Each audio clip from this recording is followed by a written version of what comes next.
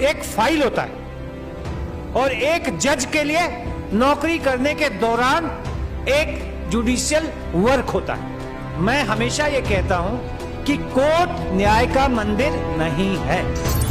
गौर से सुनिएगा, वो संत रास नहीं आया सत्ता को, लेकिन जेल में सत्ता नहीं भेजती है। आप सांस लेते हैं और मुर्दों की तरह जीते हैं, आप जिंदा नहीं हैं, चाहे किसी के भी शासन हो। आखिर जब भी आप देखें, आज ये एडमिटेड फैक्ट है कि 80% जो जजेज हैं हाई कोर्ट और सुप्रीम कोर्ट के, वो कुछ परिवार से हैं, उसी पार्टी के विचारधारा या उसके सेवा किए हुए लोग हाई कोर्ट और सुप्रीम कोर्ट के जज बन जाते हैं। ये ऐसा ताना बाना है जो पूरे करप्शन का सूत्रधार भी है और इनका बाप भी है।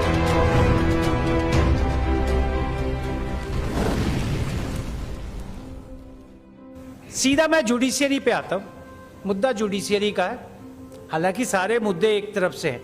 ये सब गोद के बच्चे हैं। ध्यान रखिएगा, हमारे एक पुराने प्रवक्ता साहब ने कहा कि ब्यूरोक्रेट्स जब रिटायर हो जाते हैं तो ब्यूरोक्रेट्स अच्छा काम करते हैं। सत्ता में रह के सत्ता को बर्बाद करने वाले का लोभ देखिए कि सत्ता के बाद भी सत्ता में ही घुसे रहते हैं। आपको कुछ नहीं मिलने वाला है वहां से, और इस तरीके से आपको हमेशा बर्बाद ही किया जाएगा। जुडिशियरी के आज हमारा एक संत, आज हमारा, मैं तो करप्शन और जुडिशियरी पे बाद में आऊंगा। देखिए, करप्शन के बारे में आपको कैसे पता चलता है? आम लोगों को तो जुडिशियल करप्शन के बारे में पता ही नहीं चलता है, लेकिन जब आपको पता चलेगा तो कुछ कुछ ऐसे ऐसे मुद्दे होते हैं जिससे आपको पता चलेगा। एक संत जेल में है, केवल इसलिए जेल में है क्योंकि वो संत रास नहीं आया। गौर से सुनिएगा, वो संत रास नहीं आया सत्ता को, लेकिन जेल में सत्ता नहीं भेजती है। एक ऐसा सिस्टम है जिसको हम जुडिशियरी कहते हैं, जुडिशियरी ही जेल भेजती है। अब सत्ता, जुडिशियरी, इन सब में इतना घाल मेल है कि सत्ता जुडिशियरी के माध्यम से और जुडिशियरी में आने वाले लोग सत्ता के माध्यम से एक इस तरह का कॉकस बनाए हैं कि यहां पे आपको संत जेल में मिलेगा और बाकी लोग बेल पे मिलेंगे। यह हमारी जुडिशियरी की विडंबना है। आपको यह सोचना होगा, आपको आखिर सोचना होगा कि जो नौकरशाह यह कहता है मीडिया में आके, अब तीसरा मैं मीडिया में आके कहता है कि संत के खिलाफ कुछ नहीं है, रेप का मुकदमा नहीं है, बाद में रेप पे वो कार्रवाई होती है। जो बाद में किताब में कहता है कि हम उस संत के प्रभाव को कम नहीं कर सकते, क्यों? कि लोगों में उसके प्रति बहुत भावना है, तो पहले संत को मीडिया में डाउन करो, जिसके लिए एक पूरा कॉकस लग जाता है मीडिया में वीडियो को फैब्रिकेट करके कुछ कुछ कहने में, और उसके बाद 13 साल तक अनट्रेस रिपोर्ट और चार्जशीट नहीं फाइल होती है। मैं केवल एक ये मुद्दा इसलिए ला रहा हूं कि ये सारा एक सिस्टम जो है करप्शन से जुड़ा हुआ है। हम सांस लेते हैं, हम जिंदा नहीं हैं। आप अपने अंदर झांक के देखिए कि क्या आप जिंदा हैं कि सांस लेते हैं? आप सांस लेते हैं और मुर्दों की तरह जीते हैं, आप जिंदा नहीं हैं, क्योंकि आपको दिखता ही नहीं है करप्शन। आपको जब करप्शन की बात बताएंगे, एक डिस्ट्रिक्ट लेवल पे आ जाएं आप, आखिर एक व्यक्ति को पोक्सो की कोर्ट में रेप में 1 साल में या 6 महीने में जमानत हो जाती है। नंदा BMW केस में पूरे साल से पहले उसको बेल दे दिया जाता है।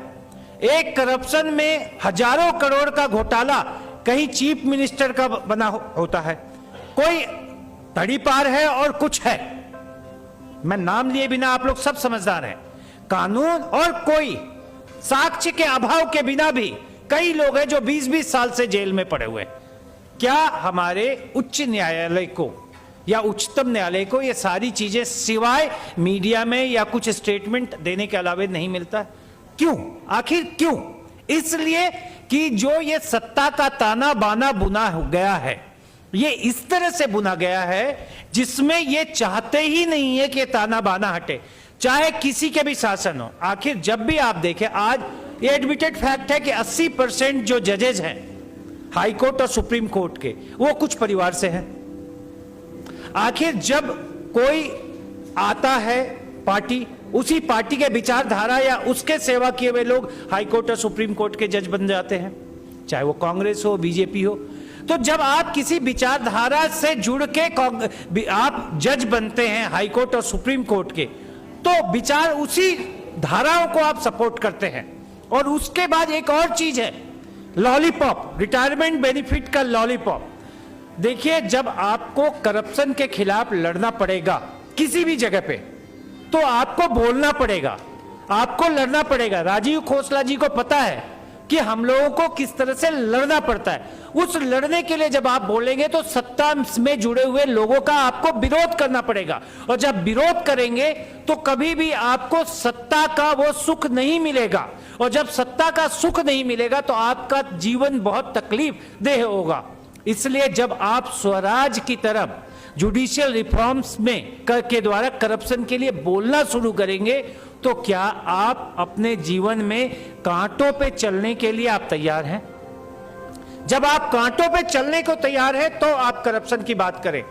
देखिए, एक व्यक्ति के लिए एक केस उसका जीवन होता है, एक वकील के लिए एक फाइल होता है, और एक जज के लिए नौकरी करने के दौरान एक जुडिशियल वर्क होता है। मैं हमेशा यह कहता हूं कि कोर्ट न्याय का मंदिर नहीं है। ये मेरा है कि courts are just a building. सबसे पहले तो आप ये सोच के चलते हैं कि कोर्ट एक न्याय का मंदिर है, बिल्कुल नहीं। कोर्ट एक बिल्डिंग है, और जजेस जस्टिस नहीं, जजेस। ये आप सोचते हैं कि ये न्याय देने वाले, तो इस मिथ को खत्म कर दीजिए। वो ऑफिसर्स हैं, गवर्नमेंट इंप्लॉय आज के डेट पे हो चुके हैं।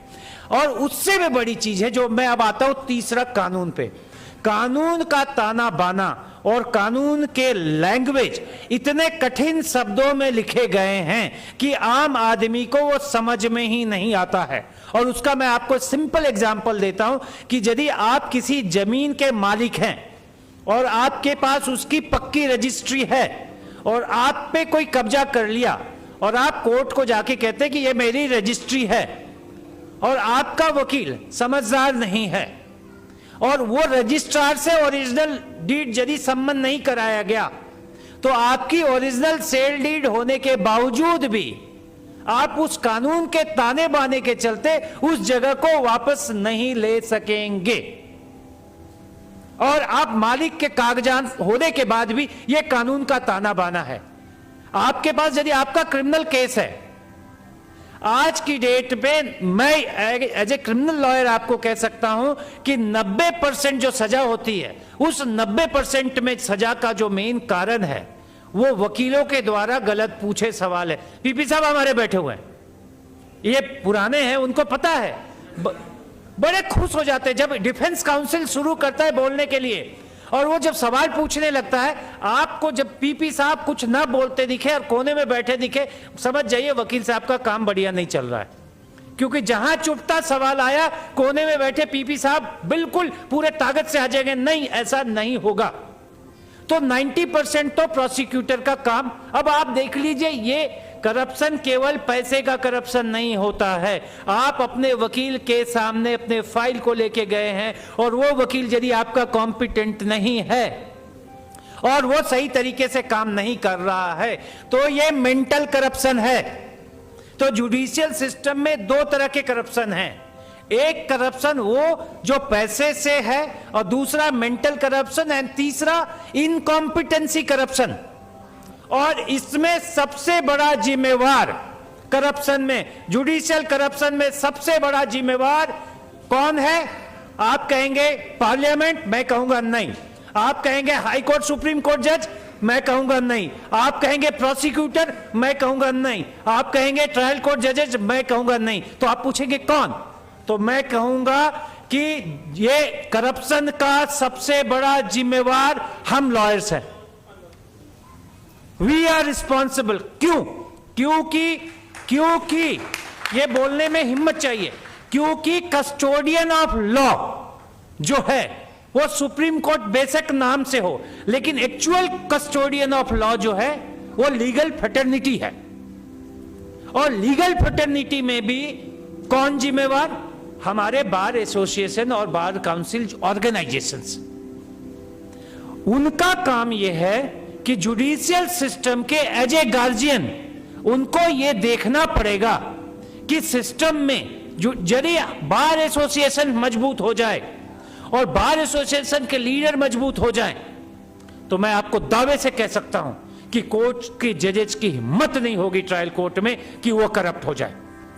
जब जब कोई कानून क्राइसिस में या जब जब कोई कानून किसी इमरजेंसी में पब्लिक को सेटिस्फाई करने के लिए लाया जाता है, वो कानून ड्रैकोनियन हो जाता है। और इसलिए 498 पोक्सो या 2012 की चीजें, 2012 में जो रिफॉर्म्स आए, ये एक क्राइसिस में लाया गया था और इसलिए ये ड्रैकोनियन है। जब तक आप जाग के, पढ़ के और लड़ के, और ध्यान रखिएगा, जब रास्ता कठिन आप चुनते हैं ना, तो उन रास्तों के कांटों की परवाह नहीं कीजिएगा। आपके पैर से हर वो निकले हुए खून जो कठिन रास्ते में आपके पैरों से निकले, उसे अपने माथे का तिलक बना के ताज की तरह बोलते रहिए। और ध्यान रखिएगा, राक्षसों की परीक्षा कभी नहीं होती। और साथ में अपनी ये मैंने मेरे लाइफ का ये जितने चीजें मैं अपनी जीवन की जरूरतों को इतना कम कर दीजिए कि इस तरह के युद्ध में जब आप निकलें तो आपके जीवन की जरूरतें आपके रास्ता का बाधक न बने। धन्यवाद।